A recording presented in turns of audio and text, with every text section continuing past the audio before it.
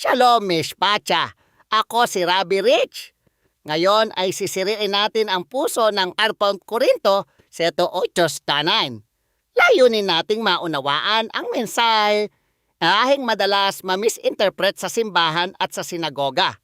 Si Pablo o Shaul ang sumulat sa mga walang asawa at mga balo. Sinabi niya na mabuti kung mananatili silang hindi nag-aasawa tulad niya. Ngunit agad niya itong sinundan ng praktikal na katotohanan. Kung hindi nila kayang magpigil sa sarili, dapat silang mag-asawa.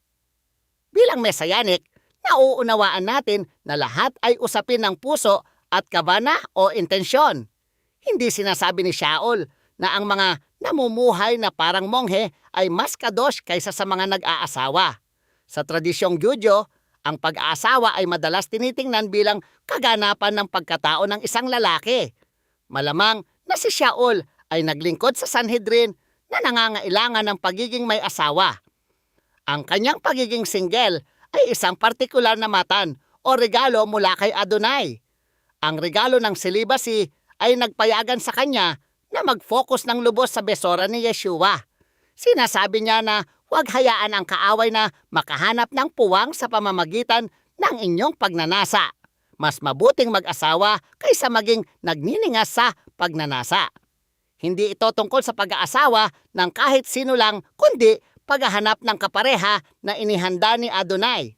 Tinawag man kayong maglingkod bilang single o sa pamamagitan ng banal na tipan ng pag-aasawa, iisa ang layunin. Teshuvah. Ang pag-aasawa ay regalo mula sa Diyos na nagpoprotekta at sumasalamin sa relasyon ni Yeshua at ng kanyang nobya. Kung nasa inyo ang regalo ng pagiging single, gamitin ito para sa kanyang kaluwalhatian. Kung wala, humanap ng pag-aasawa na nagbibigay pugay sa kanya. Pagpalain nawa ni Adonai ang inyong landas at bigyan kayo ng linaw sa inyong tawag.